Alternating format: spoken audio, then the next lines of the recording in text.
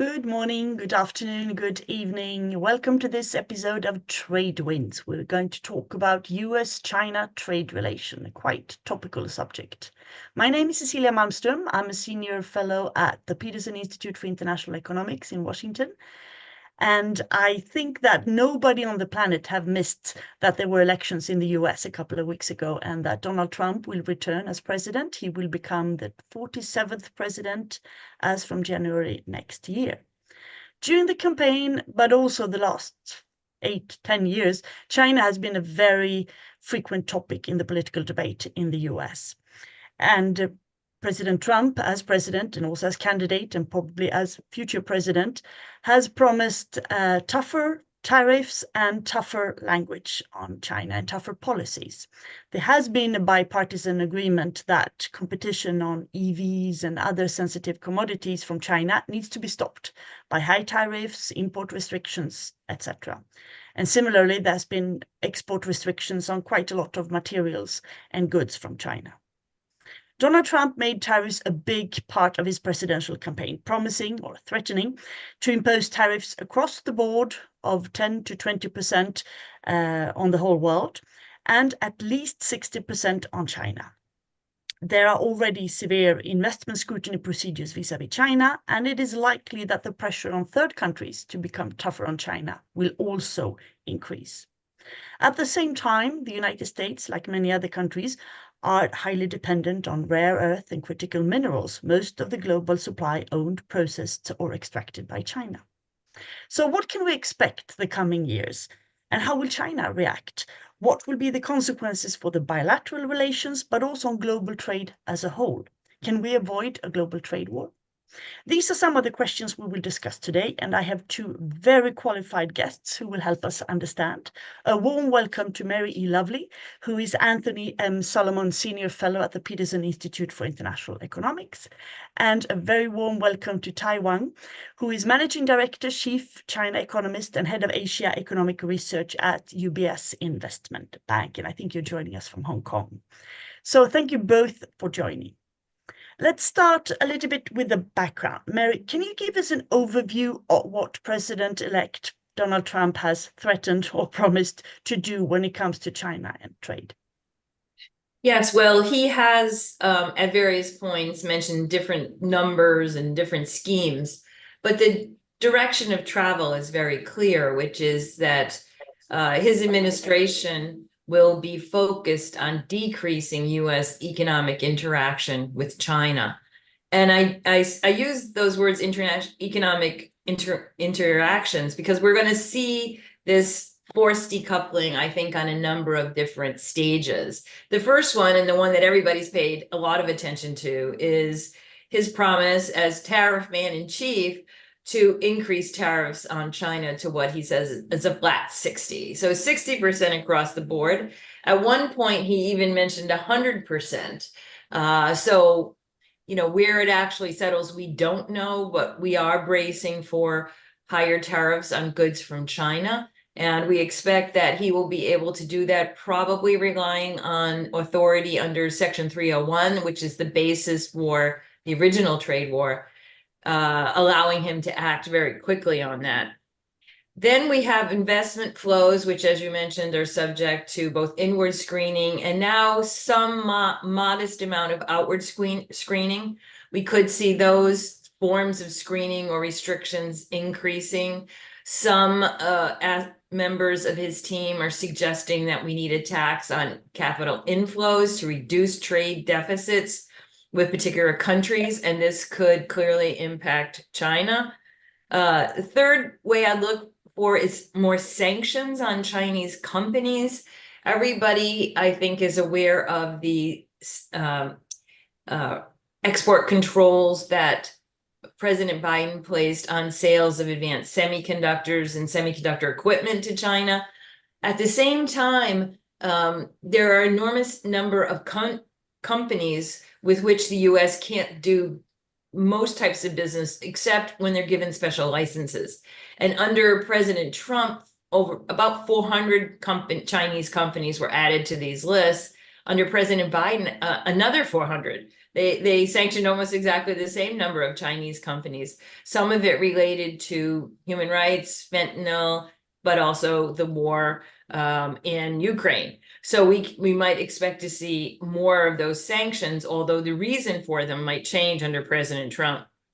And lastly, I'll just pick up on something that you mentioned in your opening, Cecilia, and will probably talk about more, which is pressure on third countries to reduce their value added from China. And we are certainly going to see this, I think, in the review of the USMCA, which will start next year, which needs to be reviewed and renewed by 2026. So I think the landscape is very rich for our discussion.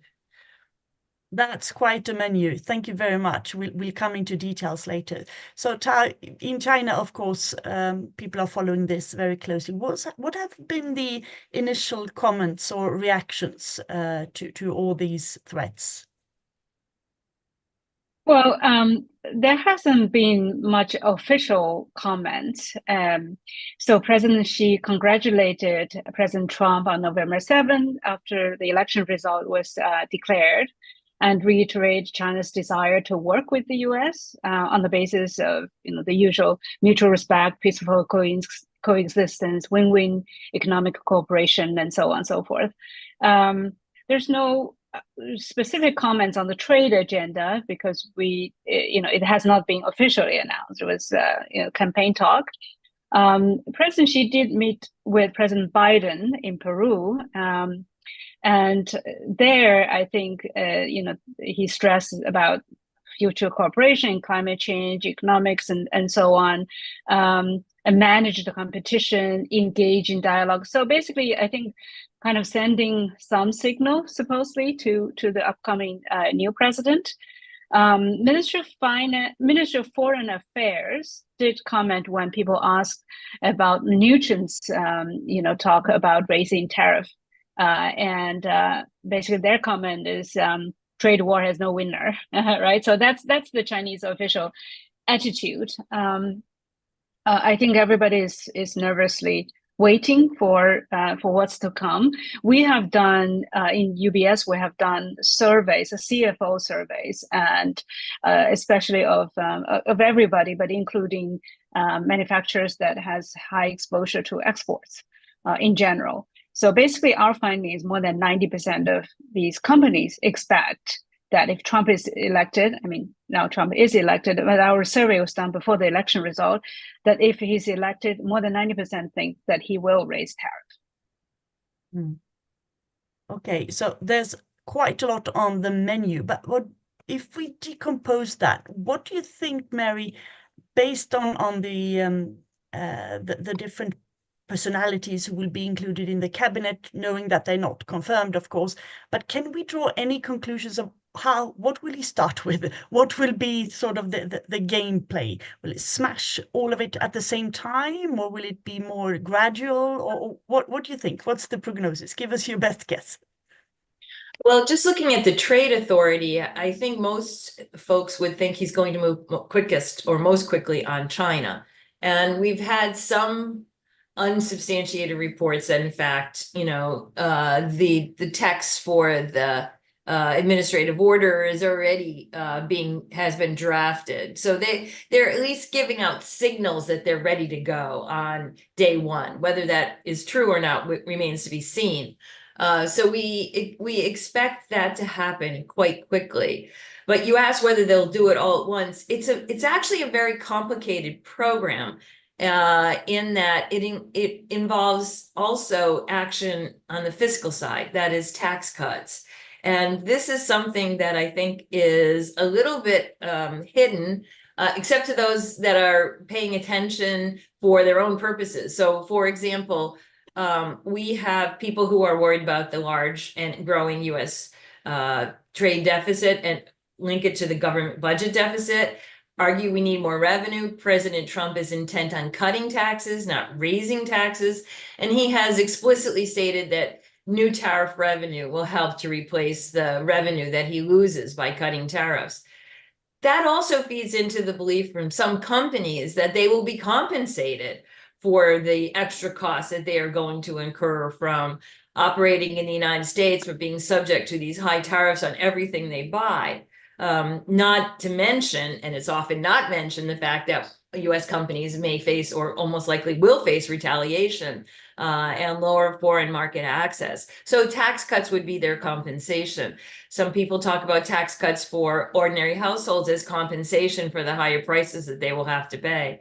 So we can see that they have sort of created this whole alternate economic scheme when it comes to US relations with the external economy. And so, saying what is going to come first is hard, but we think both China tariffs at a minimum and tax changes will come beginning next year. And what would China then do? Obviously, we need to wait and see, but what's your guess, Tower? Is there a sort of different scenarios playing out on retaliation, or doing the same thing, or more turning towards other partners? Or what do you think will be done? Right. I'm not sure there is a very clear set of plan, but I think there are obviously different options. So one is to retaliate, tit for tat, as we saw a bit of that in 2018. Two is, of course, seek other markets. In fact, that's what the corporate, Chinese companies is their number one choice. Basically, if we lose the U.S. market, we'll sell more to other markets, and shift the supply chain, which has been happening already, and so that would accelerate. Another option, of course, is depreciate the currency, and then finally, I think also for China, to boost domestic demand, basically to come out with a bigger stimulus of the domestic economy to absorb that loss of external demand. My own view is that I don't think China will retaliate as much or as aggressively compared to the first time. And because I think China understands that, US wants to decouple from China, but China's interest is to stay integrated with the rest of the world, and retaliation doesn't really help that. But I'm sure they will likely retaliate against certain targeted products, for example, agriculture exports from the US, and airplane and things like that. I also don't believe China is going to proactively or preemptively depreciate the currency in a significant way, but they will allow for a little bit of softness. I think they will rely most on trying to boost domestic demand. So that would be the go-to measure at this point, because the overall economy is relatively weak, and they want to shore up confidence and deal with that shock. We do think that China tariff, as Mary mentioned, will probably be announced quite quickly. Implementation may take stages. So our current forecasts have it in a few tranches, starting in the third quarter of 25 and then going into 26 and so on. So the policy response will start already in 2025. And is that, you mentioned that the economy is weak, and we have seen different recovery plans and so on, and boosting domestic consumption is part of it, independently of what happens with the tariffs. So are there any calculations, or have you at UBS made any estimations of what the effects of the tariffs would be on the economy? Would it largely harm the recovery plans? Would there be adjustments to that? Have you seen any estimations? Yeah, I think I had a bit of a connection issue. So we have made some calculation estimate. We think so. About 3/4 of the Chinese products, because there are certain products very hard to substitute away from China. So 3/4 of Chinese products done in stages that could lead to a drag on China's economy of more than 150 basis points. And we think then a policy response is going to offset maybe a third or half of that over time. The reason is that China itself, as you mentioned, is already facing downward pressure from the property downturn and from the overall weakness in the domestic economy. So it takes quite a lot to also offset the external shock, the much higher tariffs. That's why we think it will not be able to fully compensate for that. We are assuming more than 3 trillion RMB of extra of stimulus next year on the fiscal side. We are assuming rate cut. We're assuming a modest depreciation in our forecast. What do you think about the effects, Mary? I know that you and colleagues have been calculating on this. I mean, the aim of the Trump administration is obviously to collect money for the tax and other reforms that's promised, but it's also to harm the Chinese economy per se. So what would be the most harmful effects of this, according to you? My colleagues, Mark Nolan and Warwick McKibben and Meg Hogan have worked this out. It is a mild deterioration in Chinese GDP and growth, but it strikes me that the key, and this is also picked up in their report, is how China reacts. China has greatly diversified both its import sources and its export destinations. And, manufacturing for the United States is no longer a driver of the Chinese economy. This would come at a bad point in the cycle for China. Obviously, the loss of jobs in factories would not be welcomed.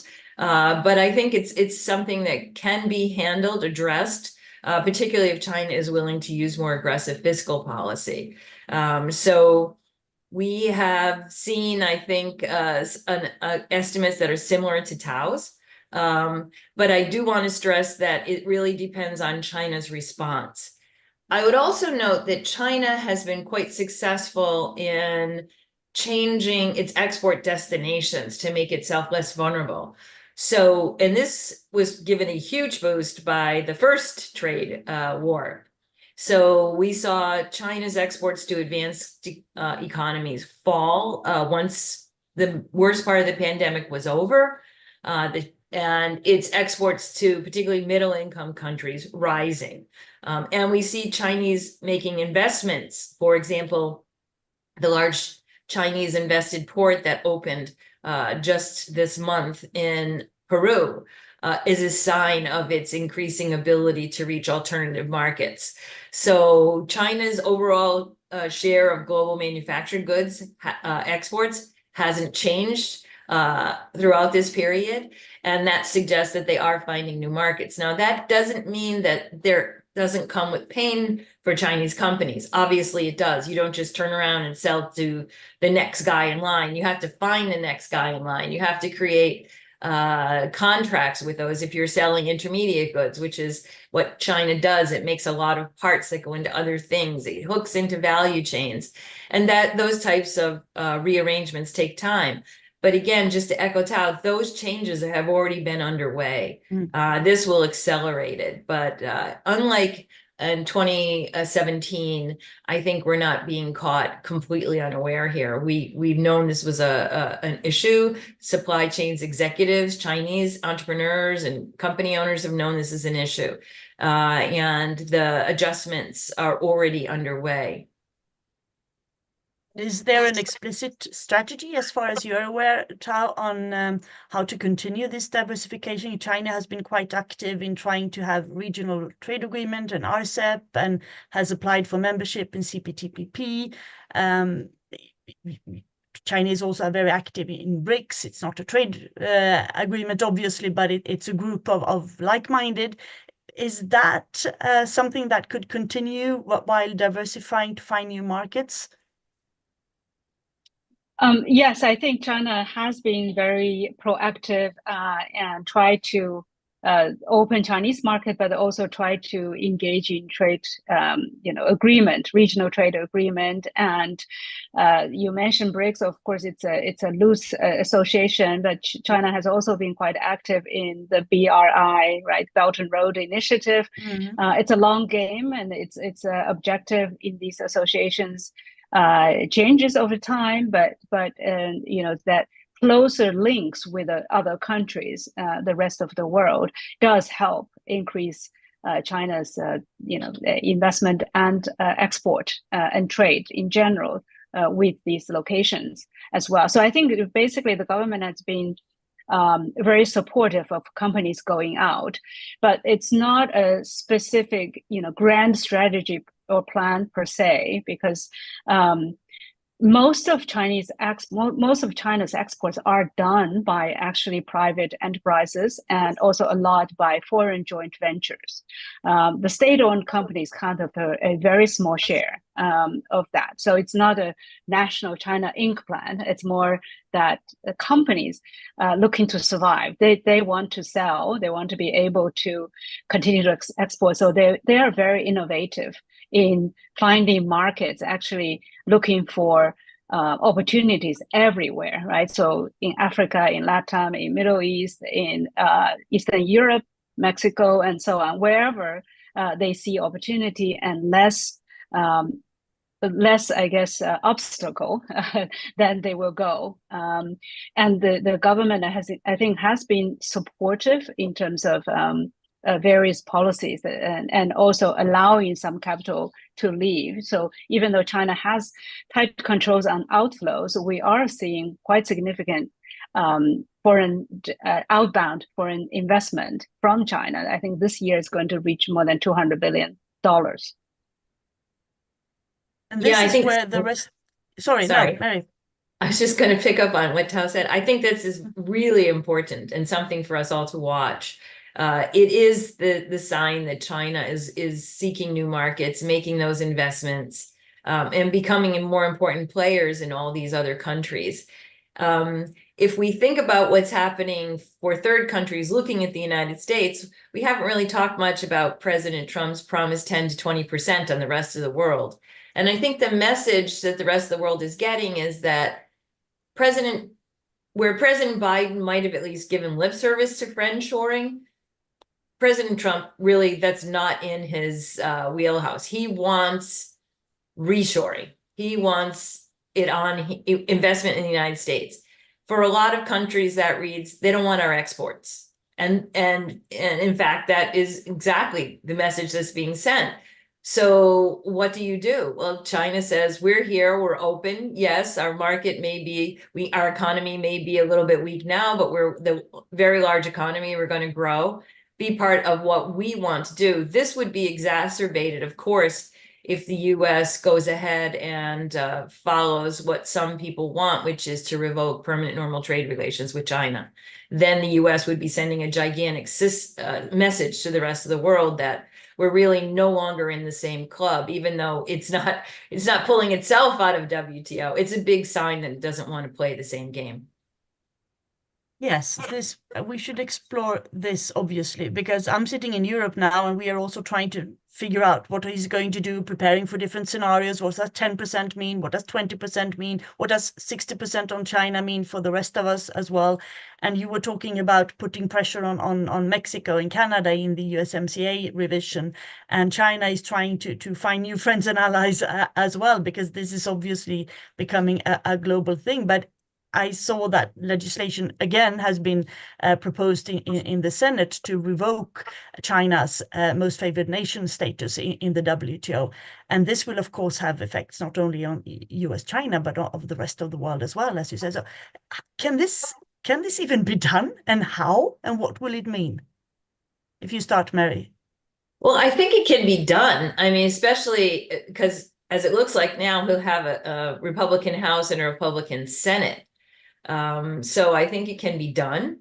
Effectively, it has been done because the US no longer practices non-discrimination when it comes to China, which is a member of the WTO. It has decided to set its own tariff column for China. And if President Trump has his way, we'll see that column have even higher numbers. So I think effectively it's been done. This is, I think, in a lot of ways, highly symbolic. I will point out that the U.S.-China Economic and Security Commission, which has a bipartisan composition, several years ago recommended, with both Democratic and Republican members of the commission voting in favor of revoking PNTR on China. So while for some people just tuning in, this may look like a new idea or kind of a crazy idea, the truth is that it has a history here already, and has taken some roots. So I think it's something that could happen. I'm not saying it will happen. I'm thinking effectively it already has happened. And what will be the effects on China of this? A symbolic statement if it happens, but of course it has already happened, kind of. Well, I think for China, the removal of the permanent most favored nation, I think I think in terms of the average tariff rate, if that is removed, applied to Chinese goods, may be higher, but I just checked with Mary, cannot be higher than the 60% extra tariff rate. So from a short-term economic impact point of view, that alone is not as big as the 60% tariff. But from a long-term point of view, if you add 60% tariff on administrative executive order and so on, at some point, I guess it's easier to say we have reached an agreement, we lower that. But I would think that the removal of China's permanent favored nation status requires legislation. So to reverse that, it's going to be much more difficult. So it's a more of a long-term issue that will, continue to hurt trade relations. Do you think China will try to act in the WTO? Last time there were tariffs on steel and aluminium. China, together with the European Union, and I think 10 other countries, together went to the WTO and complained. Now WTO, the appellate body, is out of business. WTO is weaker today. But do you think China is considering going via WTO, if not least for symbolically, to show that this is actually not WTO compliant? I think most likely China will go to WTO because China wants to show that we are the ones. You say we don't follow global economic orders. We do. You are the one. U.S. is the one who are breaking the order, which you set up. You led the global economic order, but now you are breaking it. So I think for sure it's not Mary's will. fault. And I wish Mary is the Commerce Secretary. I don't, but yeah. So I think China will do it, but even if WTO rules in favor of China, I'm not sure how that can be enforced because U.S. can just ignore that. That's true. Yeah, I think that while especially with a Republican Congress, I think this can be done. When we look back at the granting of permanent normal trade relations, we see that it did greatly accelerate U.S. investment into China and U.S. Partnerships with, say, Taiwanese-owned firms or Korean-owned firms, to really push and boost the development of these global value chains, which we've talked so much about over the last 20 years. And it wasn't the tariff decreases, the U.S. didn't decrease its tariffs. It was the resolution of uncertainty. It was an official act that said, we're going to have this partnership with China and your investment will be safer than it was yesterday. Removing that, I think, gives the exact opposite signals and will hasten rearrangements in value chains and investments. Now, I think the U.S. thinks, well, this is all to our good. All this investment will flow in, we'll have all this prosperity. I think that's incredibly short-sighted.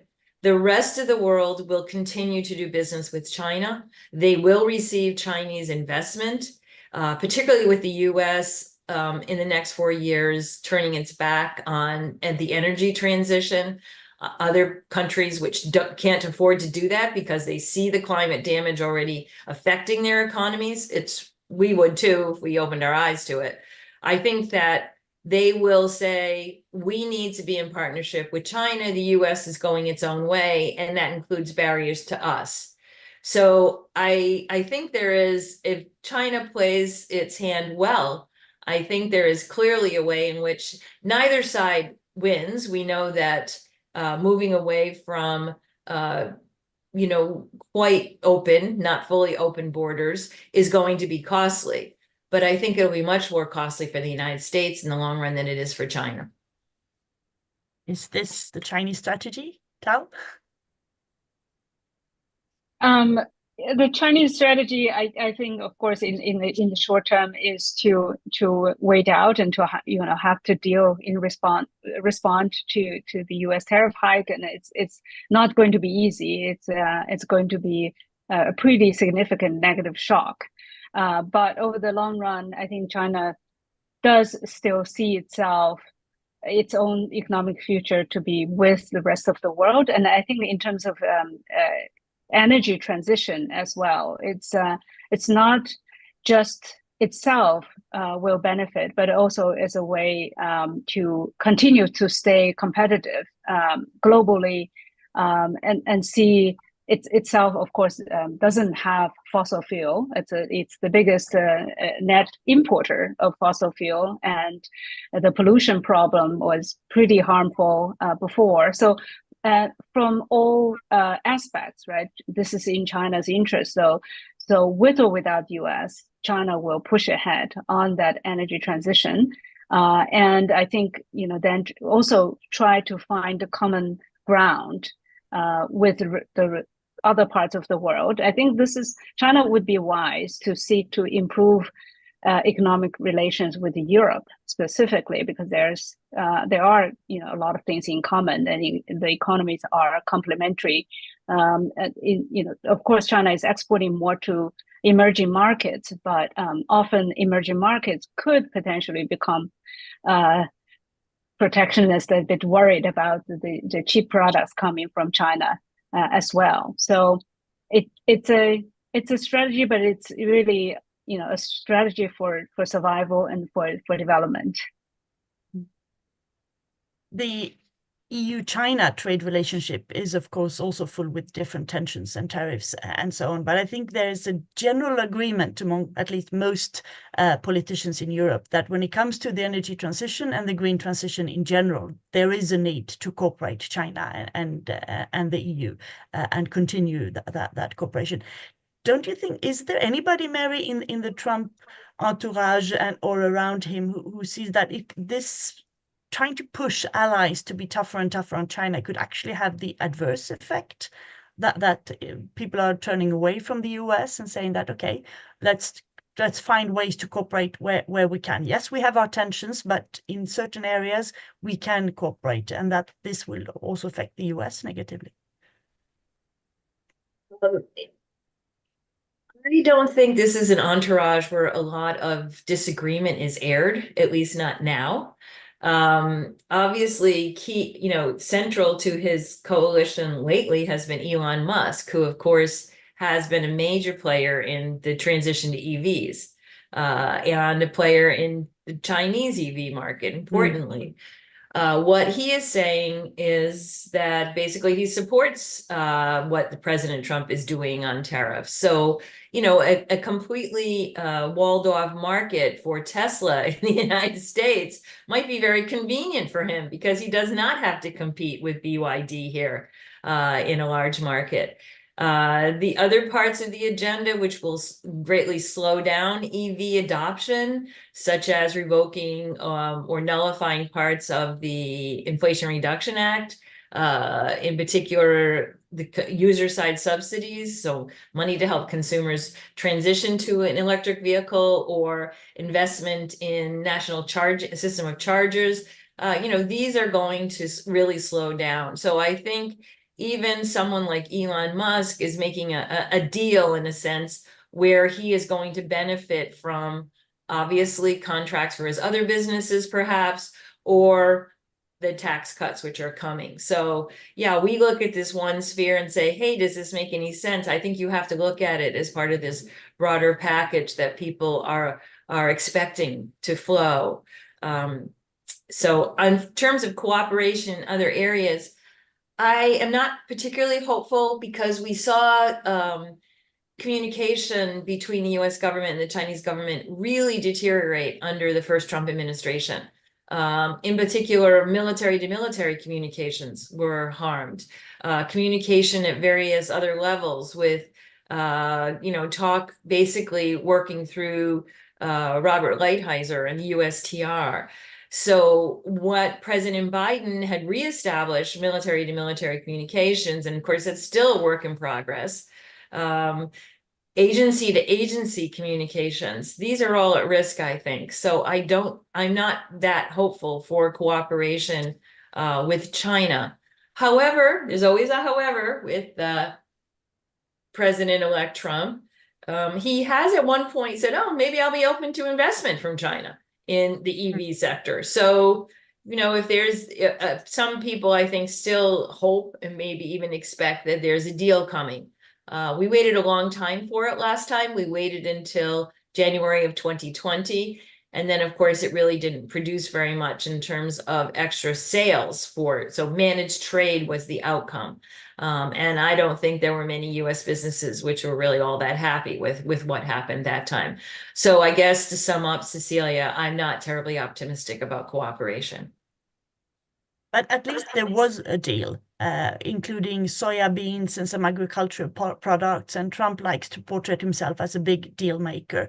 And I agree, it was very late and it didn't have much effect, but it was also right before COVID and so on. Tao, is there a deal that could be made? Do you think the Chinese government, the Chinese president would be open to try to make a deal? And if your guess, what would be in it? Well, I think Chinese government would be very open to have a deal. They are ready to talk. It's just not clear to me what Trump would want. Last time he said he is the great salesperson, right? He wants to sell more soybeans and LNG and all this American product.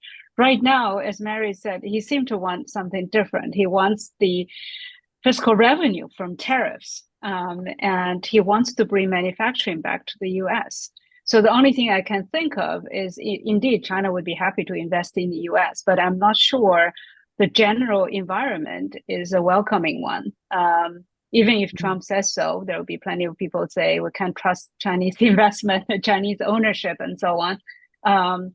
So I think China would be open for talk. I think the Chinese government has sent the signals we want to work, and when U.S.-China relations work, it's good for the whole world and so on. So that's a very clear message. They want to talk and they want to deal if there is a deal. It's just not clear what the U.S. Really wants, or it's just clear that just they want to beat China in economic competition. What about the minerals and the metals? I mean, the US doesn't have enough, is not self-sufficient in that. And lots of countries, including in Europe, we are totally dependent on China there, even if there is an attempt to de-risk and to diversify and to look for other partners across the world. But as it is today, with lots of these minerals necessary, if not in the green transition, in the digital economy, in weapons and so on, we do need these metals. And here China, of course, has already shown some signs of export restrictions in some minerals. Is there something that can be done here? Because the US can't really do without them, can they, Mary? Well, I mean, you're pointing your finger at an important, I think, vulnerability for the US. And as Tal mentioned, it's not just the, top line headlines, minerals. It's also many other products where we still remain highly reliant on China. Medical devices.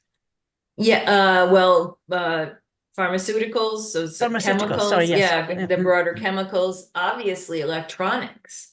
By some measure, it's a bit dated. 95% of the electronics that come here have parts and significant Chinese content, and many of them come directly from China. So, a 60% tariff on all this is going to be a gigantic shock to the system. And we'll see how Trump's base likes them. Tao had mentioned that UBS was working with scenarios that assume that these tariffs would go in tranches. And I think that's probably right. The only problem I have in developing those scenarios is that if he wants to do this even within the first 2 years of his administration, it's not possible for the US to move these supply chains at that speed, I don't think. And clearly the long lead times of investments in mining and refining, I think highlight that particularly. But if you don't care about the energy transition and you aren't trying to develop an EV sector or solar in the United States, you may say, well, that really lessens our vulnerabilities in these areas, and we'll look to alternative sources. So I don't think anyone really knows how realistic his team has been about alternative sources. We saw that in the Biden administration, where there was effort to create alternatives, they really didn't make a whole lot of progress. So this says to me, this is a really difficult problem. I'm afraid we don't know if the new team has really faced up to how difficult it is going to be. And Tal, from your point of view, is there a deal that can be made there, or is China ready to use its power in the metals and minerals and raw materials fields? This would be, just completely guess. I would think that China would be very careful in that, because rare earth is not really rare. It's that it's done, it's now processed in China. But if China restrict it and use it, sort of weaponize that, then alternatives will be developed, and that people will not rely on China anymore. So I think China will be quite careful, because China's objective, as I mentioned, is not like the US, right, to basically reshore everything. China wants to stay open. So I think the best defense is to stay integrated, so that others' economic interest is tied with yours. If you cut it off, then you're not going to get that back. So I think China will be very careful in using any of those, heavy-handed tools. There has been some smaller export restrictions, I think, on graphite and on gallium, germanium, and others. So it is a tool in the toolbox, so to say. But you think they would be careful not to overplay their hand. Yeah. There are a lot of questions coming in. Some of them, I think, touch upon what we have said. Others are concerned what conclusions we can make from the appointed or the nominated people to be in the administration, whether we can see any tendencies going in one or the other direction from this, Lutnick, Lighthizer, etc. Is this something that we already know, something that you haven't mentioned, Mary? Well, Ambassador Lighthizer's appointment has not been announced. No. So we don't know where, or even if he will be in the administration. The others, in terms of their views, are more black boxes. And I think President-elect Trump is choosing a team with whom he feels very close and comfortable in terms of their executing his desires. And, even if we, take the campaign as the rhetoric, may be exaggerated because it is a campaign and we tone it down, it is fairly ruthlessly America first. And I would expect that as Commerce Secretary, and whoever ends up at U.S. trade as the U.S. trade representative will follow that line. People certainly expect it. They will feel like the rug's been pulled out from under them if they don't see action. I think it's clearly possible that once inaugurated, President Trump says, hey, we're going to do these tariffs on China, but it's going to cause a lot of pain, so I'm going to do them in steps to allow people to adjust. I think that is certainly a possible scenario. But again, I think the direction of travel is very clear, and whoever is in those positions will follow it. I just wanted to add something too to what Tao said about China's reaction. When it comes to commerce, companies are placing very large bets on the future, and trust is a key element in that. As I mentioned earlier, we saw a real burst of activity between our two countries after the granting of permanent normal trade relations to China, about 25 years ago. So when the U.S. starts to act for many outside observers is erratically in its own interests without consultation with other governments. And if China maintains its current stance of openness and non-retaliation, I think that this will send a very big signal to our trading partners. We will see investment into the United States because the United States remains a rich and growing market. But what I fear is that we'll end up with isolated supply chains for the United States, especially to the extent that the U.S. pushes Chinese value added out of third country suppliers. And so you'll have much higher inputs for U.S. manufacturers in particular, as well as higher costs for U.S. consumers. And the development, I might say, of very healthy black markets and circumvention, because once you get to tariffs that are 60% or higher, there's quite a bit of money in there for, as the kids would say, the pirates. So I think we not only need to think about the reorganization of supply chains, but really, I think a deterioration in how those supply chains are able to help keep America prosperous. Any comments to that, Chao? Otherwise, I think we have a question for you here as well from our friend Alan Wolf. Says that China cannot change its emphasis on export-led growth overnight. To what extent will third countries be able to resist their own domestic pressures to limit any sharp increase in imports from China as the US shuts its market? Is China planning on measures to avoid the spread of protection? That's a very good question. I think that is a yes, that's a challenge that China is facing. That I think because China develops so fast, I think it sometimes fail to recognize it's already the largest exporter in the world, and that there is very limited space, even though China is growing its exports to emerging markets very rapidly. But I think those many emerging markets feel concerned about their own domestic industry. So I do see the potential, the likelihood that more countries are going to erect some trade barriers on China as well. So I think for China's own future, one thing of companies, of course, are diversifying investment and building supply chains in third countries instead of just exporting. So that is happening. I think companies are, as I said, for survival, they're quite creative. For the government, I think the key is to recognize that export cannot drive growth. It has to be domestic demand. And a few years ago, the government talked about internal circulation. And I think they need to probably refine that and say internal circulation is especially about domestic consumption. So I think they do need to come up with really sizable measures, including stimulus, but also structural measures to support domestic consumption. And China can become more attractive when China becomes an even bigger market for other countries. And so that is definitely a challenge right now. And I think in the next year or two, I do see potentially more trade friction, especially with US pressure.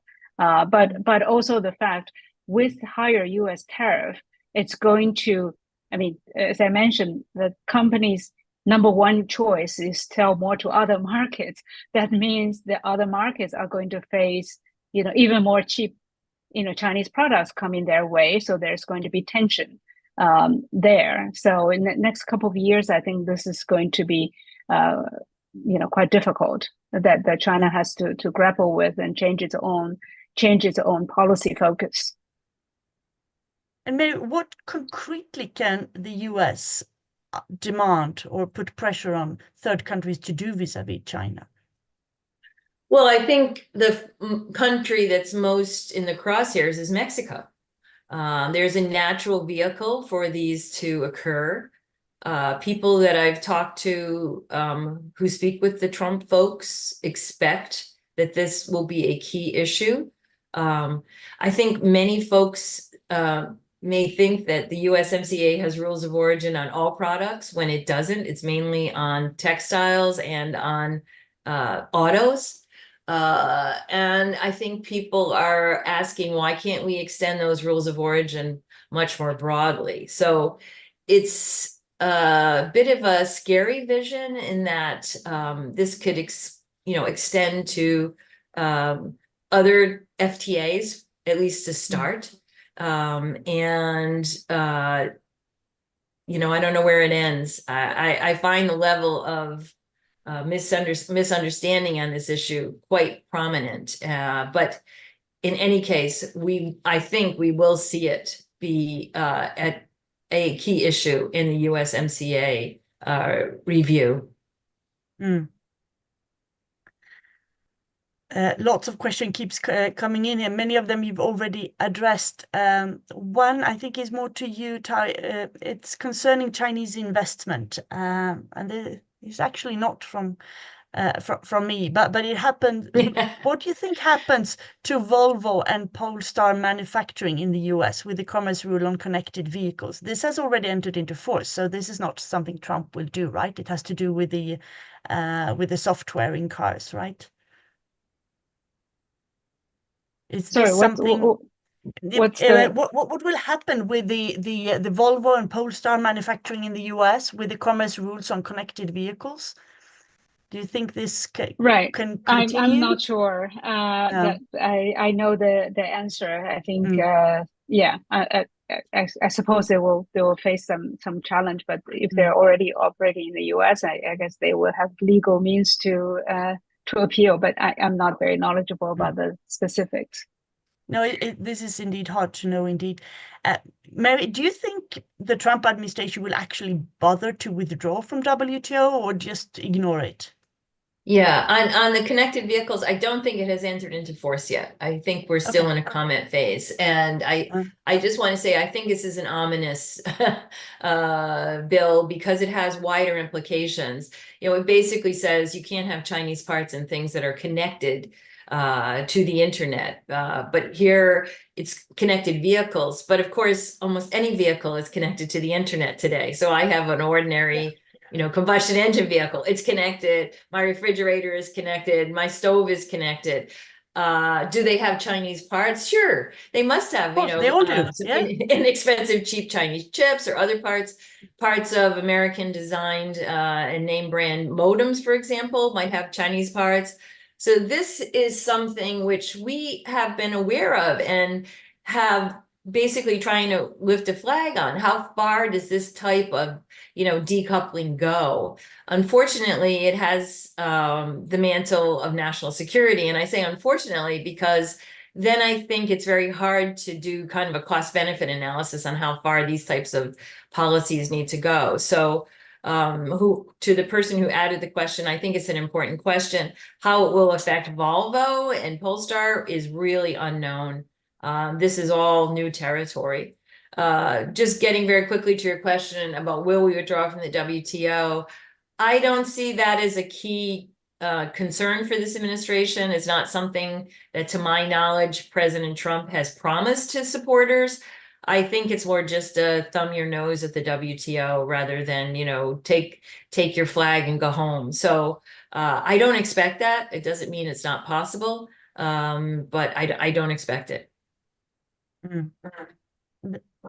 And then just one last question before I ask you my last question. To which extent can the US administration address transshipment? The US administration is already addressing transshipment. And the problem is, of course, personnel and resources. So we have Customs and Border Patrol people around the world. There's just probably not as many. Now, the way that you reduce transshipment is get rid of the incentives for doing it. It's not exactly free. Unfortunately, as I mentioned earlier, 60% tariffs on China, 10 to 20% on the rest of the world means real money for transshipments.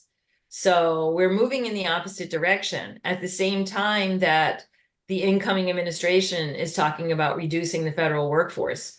So, I think this is going to be a major issue, and one which, the US government might try to settle rather cheaply by forcing it onto other nations. But it's going to be a losing proposition, given all these factors coming together. Tao, how do you agree with that? Or I'm just curious, what's your point of view from where you sit? No, I agree with you. I think in China's economy that went from highly restrictive to opening and reform, right? I'm very aware of the enforcement cost when there's those very distorted incentives. I think for China, obviously the crackdown on transshipment or trade triangulation is going to worry Chinese companies in their supply chain shift, right? Is it still safe to invest in Mexico, Vietnam, other countries? So it will have. It's unclear how that's going to, but it basically creates a lot of uncertainty. Basically, and a higher cost everywhere, right? I think uncertainty is kind of the theme of this conversation. There's so much we don't know, and there's so much we have to wait and see. But there are definitely a lot of very gloomy possibilities. If we try to end on a positive note, is there any room for cooperation between the US and China? Is there any light in the tunnel? Of course, I know we don't know, the installation hasn't even happened yet. But what do you think? Well, President-elect Trump is known to be someone who doesn't like war. And I think I hate to go there, but we have been on a course under the Biden administration, which has been, I think, pretty much headed toward decoupling itself. I know there's many who would disagree with that. Certainly communications with China increased, but each action that they took was to be restrictive, not to be liberalizing. So, and of course, the key issue here is Taiwan. If President Trump is able to manage the Taiwan situation, to send clear signals to China, and we're able to, yes, we may be decoupling economically, but if we can preserve the peace, I think that could be a bright spot. I know that's not one that most people are happy to hear about, but I think it's certainly something that at various times has concerned me, as it's something that's, in my view, completely unthinkable, and yet it was entering into the rhetoric. So that I think is a possible bright spot. But Tao, do you see any possibilities for cooperation or some kind of light in the tunnel?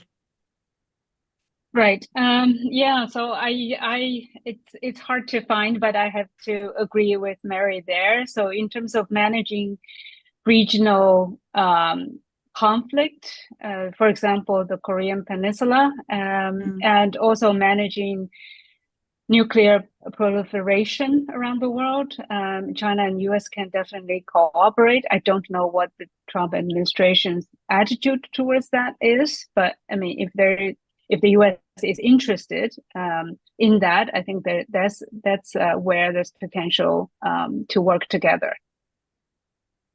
Well, at least that's a little bright spot. Let's hope for that. Tao Wang, Mary Lovely, thank you so much for joining. This is a very topical subject. We will definitely have every reason to come back when we know a little bit more, but I think you have given us a good view of what could happen and what would be the effects of this. So thank you so much for joining, and for those of you who have joined us as well, thank you so much. Goodbye. Thank you.